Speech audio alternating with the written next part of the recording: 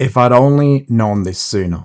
I'm sure we all have had one or more of those moments in our lives, am I right? We do things a certain way for many years only to find out that there's a much better solution out there. Today I'll share some of my most important discoveries, like why using auto white balance might be a bad idea, how I avoid blurry and out of focus images, and how I keep my subjects in front of my lens and not have them fly away. And I will also share a super simple solution to a common problem. So let's jump right in.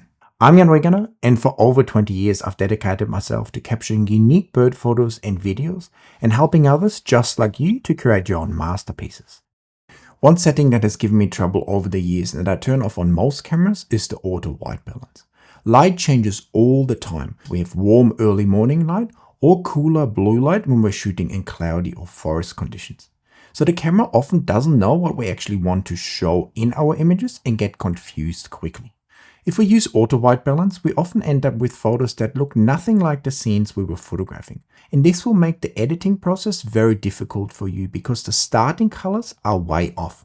And whenever we start the editing process with colors that are not right, it makes it very difficult to balance out the image. Of course, when we're shooting raw, we can still adjust the white balance during the editing process, but having good colors to begin with will make it infinitely easier for you to get good final looking images. So how can we get a good white balance and decent colors in the field? And there's two main approaches. Some cameras have the option that you can actually go into the menu and select a preset or custom white balance. And with these cameras, you can actually measure that white balance off a certain part in your image, for instance, a white area or maybe the neutral gray inside of your backpack. And that will give you a fantastic reading for this particular lighting situation. But you have to remember that basically every time you're shooting again, you'll have to measure that white balance again. A more general approach, and that I take with most cameras, is to set the white balance to a specific value.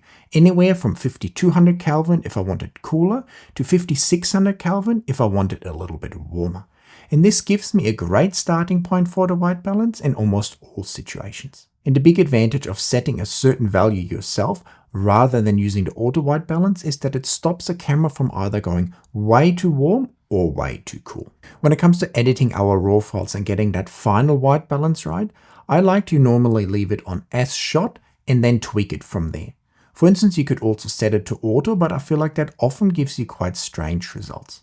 If you're starting out and you're not sure about the colors in your image, one good way could be to use the dropper tool as well that is available in Lightroom and most other programs.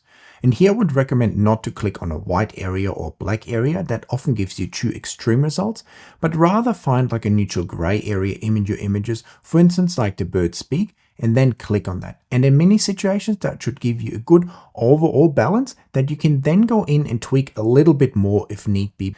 Using a fixed white balance is also quite important when you're shooting video because you want to avoid the camera to suddenly warm up or cool down your footage because these kind of unnatural transitions are almost impossible to edit.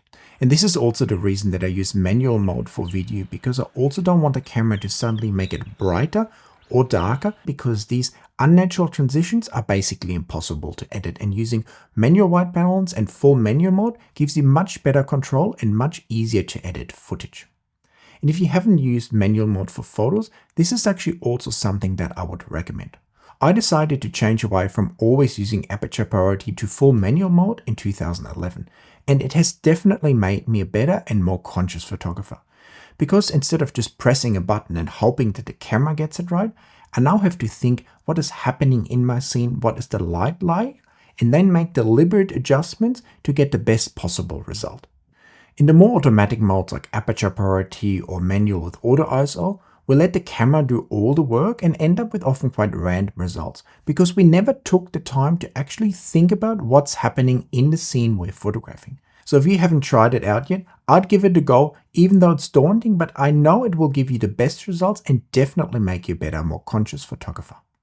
One big mistake I see people make when editing their images is to do only global adjustments to the whole RAW file, rather than using masks in Lightroom or masks and layers in Photoshop. Now, there's nothing wrong with doing global adjustments, and we need to do some global adjustments to all of our RAW files, but at the same time, they can be quite limiting because there's usually areas in our photos that need separate attention. For instance, you may have taken an image that you had underexposed a lot because there's one bright area on your subject. And if you now try to brighten the whole image with the exposure slider, you won't be able to brighten it very far because that really bright area will lose all the detail. Not being able to brighten the image any further will likely mean that you end up with a photo that's still overall too dark. So in this scenario, to get a nice and bright overall image without blowing the too bright area, the best approach would be to go into Lightroom or Camo RAW and then go to the masking panel, and in there go to the objects mask. Brush over the area that you don't want to brighten, select it, and once it's selected, select the inverse of it, and then you're able to basically brighten the whole rest of the image without affecting that too bright area, giving you a much better and nicer, brighter overall image. I also like to often treat the bird and the background separately because we're oftentimes in situations where there's either too much light on the bird and not enough light on the background, giving us an imbalance, or the other way around. And in these situations, it's nice to make a selection of the subject and darken or brighten it, and then make a separate selection of the background so we can also darken or brighten that, giving us a much nicer overall balance in our images. We talked about white balance before, and here I have a great example that I show you also step by step in my masterclasses of a wood duck that I shot in quite nice, low, warm sunlight. But the problem is that this warm sunlight resulted in a background that's a little bit too dark and doesn't have a nice and blue color. So by now using a layer and a layer mask, or in Lightroom just a mask of the subject, I can selectively treat the bird and the background. And in this case, I selected the bird, kept the bird as is, but reverted the mask onto the background, and then in Lightroom I simply pulled down the color temperature. Or in Photoshop what you can do is select the background, and then use a selective color layer on the neutral channel to simply move the colors around a bit, especially pulling out yellow. And then we can also move the black point around to brighten the background a little bit. And in both cases, that has resulted in an image with a beautiful duck that has beautiful warm colors, but with a much nicer overall to look at, nice and blue background. Making changes like these and many other important tricks and techniques, I'm also teaching you my easy to follow Lightroom and next generation Photoshop masterclasses. In these classes, we develop a quick and easy to follow workflow that will allow you to transform your own RAW files, even if they don't look great to begin with, into true masterpieces. But of course, you won't just be watching, because I'm also providing you with my own RAW files that we're working on in the class so you can edit right alongside me.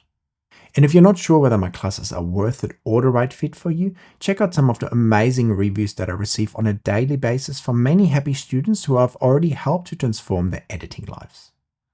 So if you want to turn editing from a frustrating chore where you don't really know what to do or how to transform your RAW files into a rewarding experience where you get fantastic results, make sure to check out my Lightroom and Next Generation Photoshop Masterclasses down there in the description. The closer we are to our subjects and the more relaxed they are in our presence, the better our photos will be. For many years, I found myself going out chasing subjects that just never wanted to sit still or come close enough to me, which was quite frustrating. Now, there's nothing wrong with just taking your camera, going for a walk and enjoying nature and taking a few snaps here and there. I do that too. But if we want consistent high-end results, we need to change that approach. Areas where our subjects are used to human presence or maybe fed occasionally will guarantee you a higher success rate. And now I hear many of you typing in the comments, these areas don't exist where I live, but trust me, they do. You just need to know where to look for them. For instance, I'm a member of hundreds of different Facebook birding and photography groups. And in these groups, the member posts amazing images and fantastic spots every single day. So whenever I come across a post with a great looking bird or a location that looks like it has a lot of potential, I take a screenshot. And if I'm about to visit that area, I go through my screenshots and usually I find 2 or 3 amazing places to visit. For years I had tried to find the elusive paradise riflebird around my house, but I never had much success until I found a Facebook post where seemingly some tame birds were hanging out. And so I screenshotted that spot, found out where it was, and was actually able to go there and get some amazing images myself. I found some of my favorite places that way, and I've gotten hundreds of photos because I found the right bird in the right place. Sometimes there's a certain bird of a certain species that's almost impossible to get except for one certain spot. Southern cassowaries, for instance. You could chase them through the rainforest for days and may not get a single image. Or you could go to AWB, where they basically walk straight through the caravan park, offering you amazing photo opportunities. So if I was you, I would go onto Facebook, type in my area and then photography or birding groups, and you'll find a lot of groups that will have a lot of valuable information for you. One thing we need to dump straight away if we want nice and sharp images and the best possible results is our low ISO mindset. I was stuck in a low ISO mindset for many years, and it cost me dearly. I was reluctant to use more than ISO 400 to ISO 800, and it has cost me many amazing images that I wish I had taken at much higher ISOs, because you can denoise an image, but you can't fix a blurry image. So I don't even need to talk about this point for much longer, but the takeaway here needs to be high ISO is your friend, because high ISO will give you higher shutter speeds, and higher shutter speeds will mean that your images will be sharper and the action will be nice and frozen. So if you're stuck in a low ISO mindset, maybe around 400 to even 1600, don't be afraid of using ISO of like 3200, 6400 or beyond. With modern noise reduction software like DXO Pure RAW or Adobe Enhance, we can get rid of the noise, get nice and clean files and amazing results at the same time. Using low ISO and in return low shutter speeds is a recipe for disaster and will inevitably cause you to have blurry images and miss some amazing moments. Speaking of things to dump, another thing that I don't really use at all anymore is camo gear and hides. Now, I'm not saying they don't work, because in certain situations hiding ourselves is important, especially in hides that are nice and fixed and sturdy so the birds or wildlife can't see our movements at all.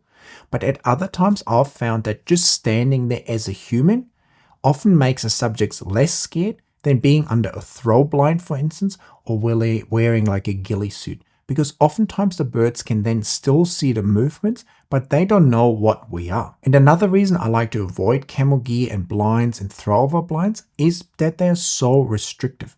It's much harder to see what's happening around you, so you're often missing certain moments because you can't even see them.